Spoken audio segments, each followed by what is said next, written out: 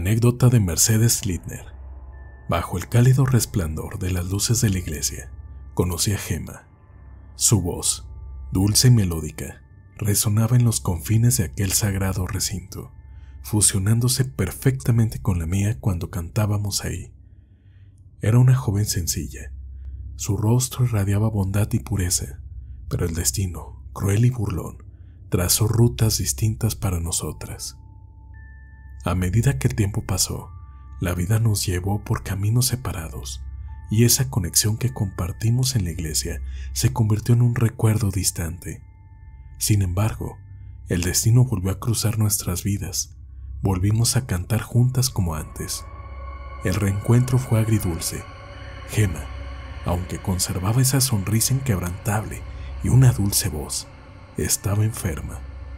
La historia detrás de su enfermedad era trágicamente irónica. Estudiaba medicina y su vida se vio amenazada por un simple pinchazo con una aguja contaminada con hepatitis C. Sin embargo, en medio de su lucha, su alegría nunca se disipó y encontró la fuerza para ser una de las pocas que asistió a mi cumpleaños, llevando consigo esa aura luminosa, y cuando fue necesario, cantando incluso en un lugar tan sombrío como una cárcel, para dar a través de la música consuelo a los presos. Un día, un mensaje de ella iluminó mi pantalla. Con el entusiasmo que la caracterizaba, me invitó a un concierto de un cantante español, Pablo Alborán, que adoraba. Noviembre sería el mes, aunque no estaba muy familiarizada con su música. De hecho, solo conocía una canción. Hice planes, invitando a mis hermanas, madre y a algunas amigas. La idea de reunirnos para ese evento me llenó de emoción. Sin embargo, una llamada cambió todo. Era una oportunidad para un trasplante de hígado.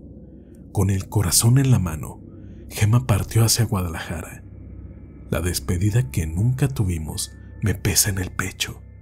El silencio en nuestro chat, donde mi último mensaje para ella quedó sin respuesta, se convirtió en un inquietante presagio. Fue en octubre, en medio de hojas otoñales y vientos fríos, que el destino se llevó a Gemma. Su organismo, ya debilitado, no pudo soportar el cambio con el nuevo órgano. La tristeza me embargó. Las lágrimas que derramé se entremezclaban con los recuerdos. En la profundidad de mi dolor, la historia de Gemma tomó un tinte misterioso y melancólico, recordándome a la bella durmiente, atrapada en un sueño profundo del que no pudo despertar causado por el pinchazo de una aguja.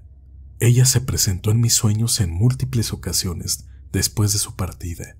Eran un poco extraños, estaban difusos en mi mente, donde parecía que ella atravesaba el umbral de la vida, pues en ocasiones la veía enferma y en otras tantas vital, como la conocía. En una ocasión, tras despertar, después de soñar con mi querida amiga, de entre una pila de documentos y libros ubicados en un mueble, inexplicablemente se soltó una hoja, que para mi sorpresa era un retrato de ella, que yo había dibujado con mucho afecto, pero llevaba días buscándolo sin encontrarlo. El concierto de Pablo Alborán se llevó a cabo bajo un cielo estrellado. Acudí en honor a ella, y cada nota musical parecía ser un homenaje a Gemma.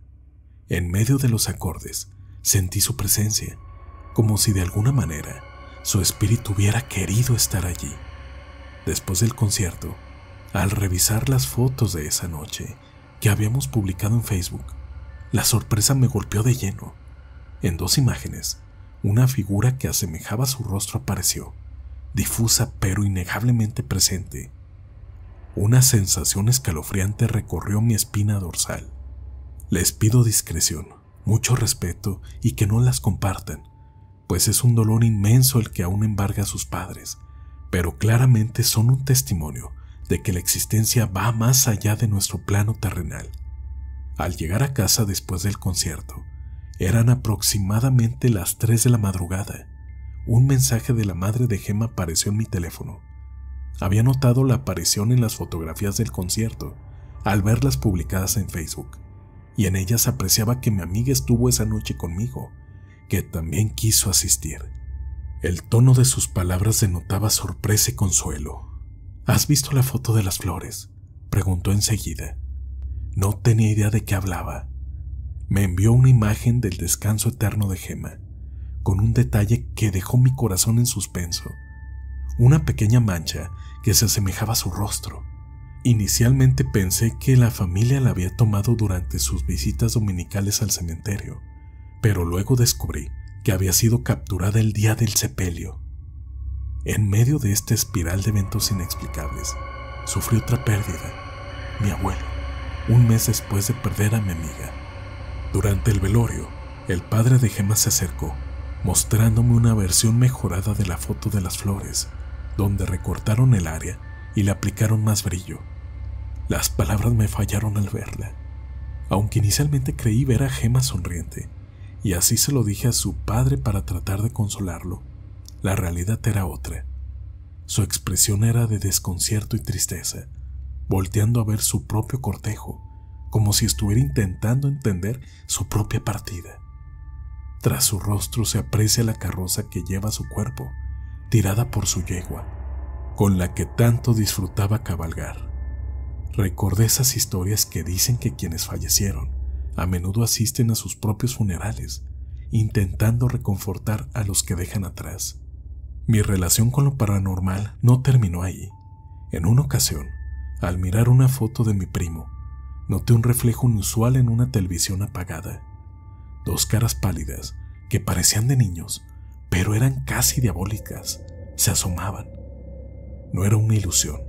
Poco tiempo después, a mi primo le diagnosticaron un tipo de cáncer extremadamente agresivo.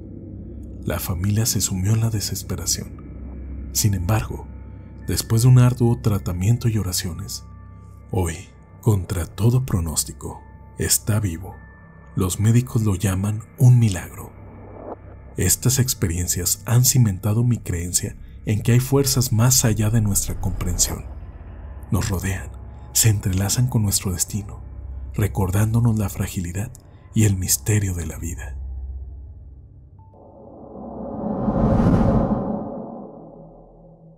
Experiencia del ex Herrera.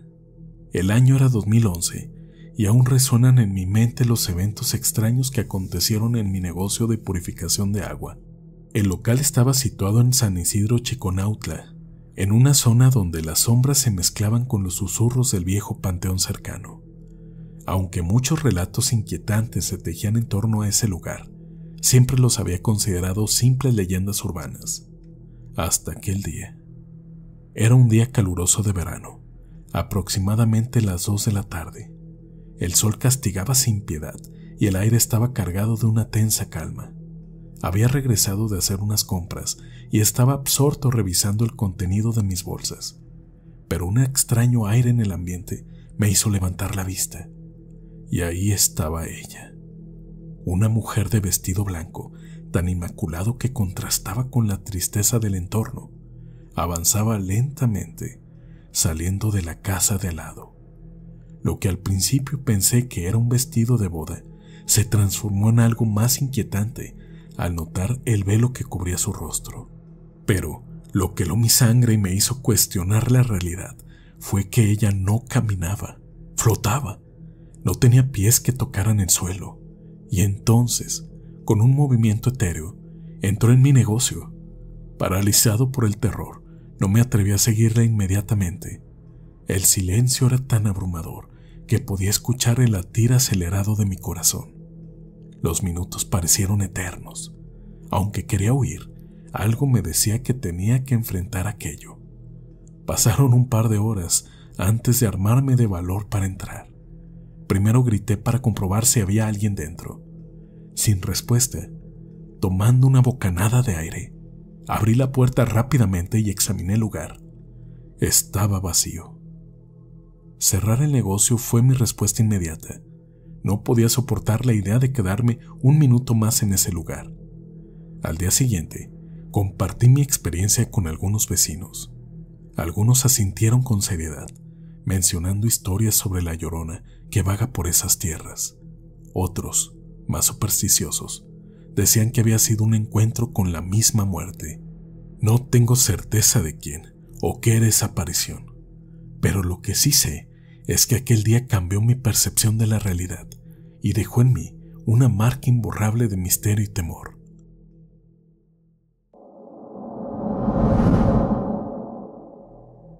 Historia de Eli Saucedo. Mi hermano vive en la emblemática colonia La Joya de Catepec. Sus relatos sobre la vida en ese lugar solían ser cotidianos, hasta que un suceso en particular marcó un antes y un después en sus narraciones. Junto a su barrio yace un panteón antiguo, rodeado de viejos árboles y tumbas que cuentan historias olvidadas. Cada día, sin excepción, mi hermano cruzaba por ese lugar para llegar a su hogar. Era un paso forzoso. En cierta ocasión, mientras el sol se despedía con un manto anaranjado, sintió una presencia detrás de él, como si alguien le siguiera. Un escalofrío recorrió su espalda. Giró para ver, pero solo halló el camino solitario. Intentando calmarse, retomó su paso, cuando súbitamente un enigmático hombre vestido de traje negro, con un sombrero que ocultaba parcialmente su rostro, se materializó frente a él. Con una sonrisa macabra y una voz cavernosa, susurró: «Vamos, que ya te gané». La realidad y el miedo se mezclaron de tal forma que mi hermano no puede recordar cómo llegó a su casa. La fiebre lo consumió esa noche y los delirios lo atormentaron. Después de compartir su vivencia con su esposa, ella le dijo que le creía, pues reveló que no era el primero en la colonia en sufrir este encuentro. Otro vecino había experimentado la misma aparición y, al igual que mi hermano, había caído enfermo. 3 largos días pasaron antes de que mi hermano recuperara su salud y vigor. Sin embargo, esa entidad sigue merodeando el panteón, eligiendo a sus víctimas al azar y dejando tras de sí un rastro de misterio y enfermedad. Es un enigma por qué elige hablarle solo a algunos, pero es una incógnita que, sinceramente, preferiría no resolver jamás. Por ello, siempre elijo rutas alternas, evitando a toda costa ese panteón y su siniestro habitante.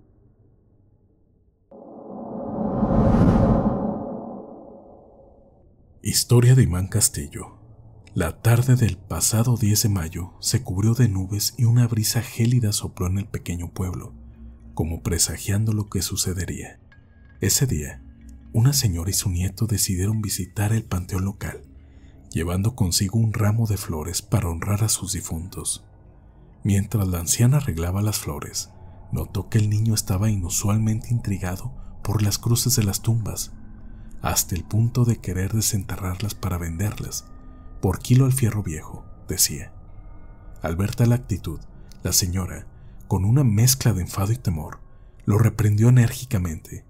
Como respuesta, el niño, en un acto de rebeldía, se quitó abruptamente los collares de santería que pendían de su cuello, retando a su suerte.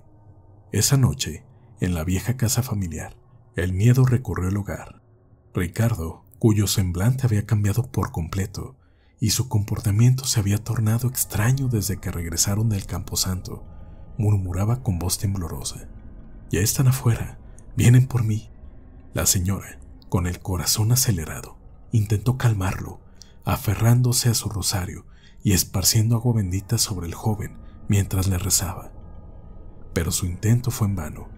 Durante unos 20 minutos que parecieron durar una eternidad, el niño no cesaba de repetir lo mismo, hasta que, exhausto, cayó en un profundo silencio.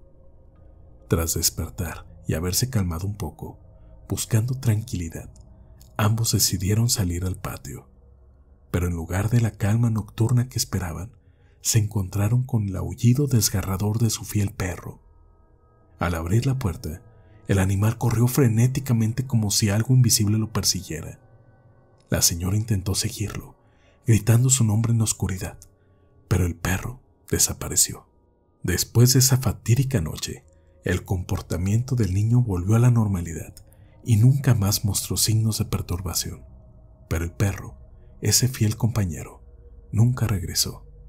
Las preguntas persisten. ¿Qué vio? ¿Qué sintió? Esperamos que tales misterios permanezcan lejos de esa familia. Cuiden sus actos y respeten lo sagrado. Bendiciones a todos.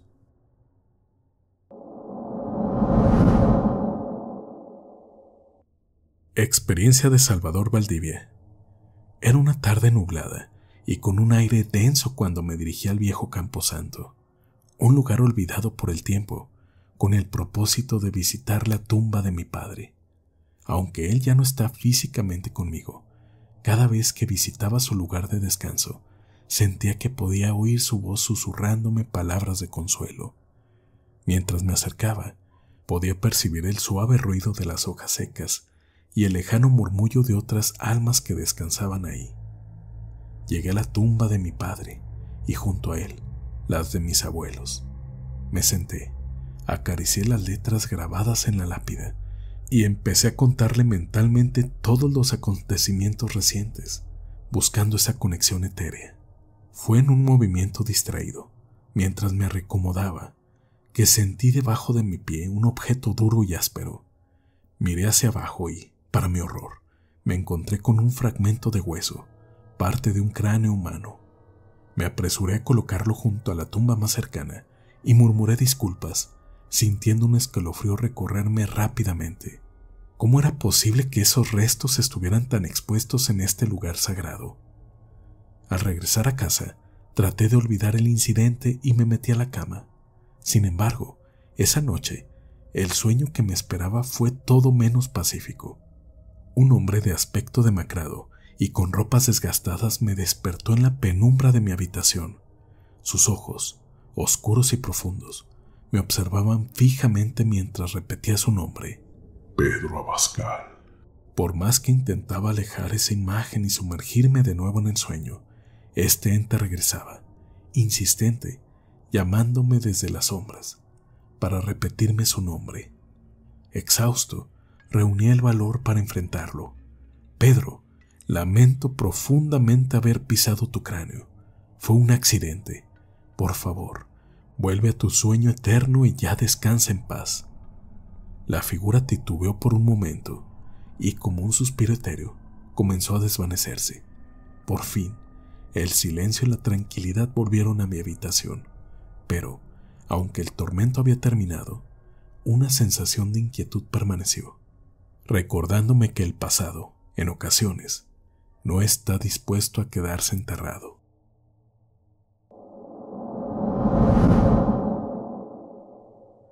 Anécdota de Miguel Ángel Hernández Rojas. Permítanme contarles un escalofriante relato que me compartió un cercano amigo oriundo de Chimalhuacán. A pesar de mi escepticismo inicial, la genuina conmoción en su mirada y la firmeza en su voz me obligaron a prestar atención. Una tarde, mi amigo y un compañero se aventuraron a las afueras del pueblo para disfrutar de unas bebidas.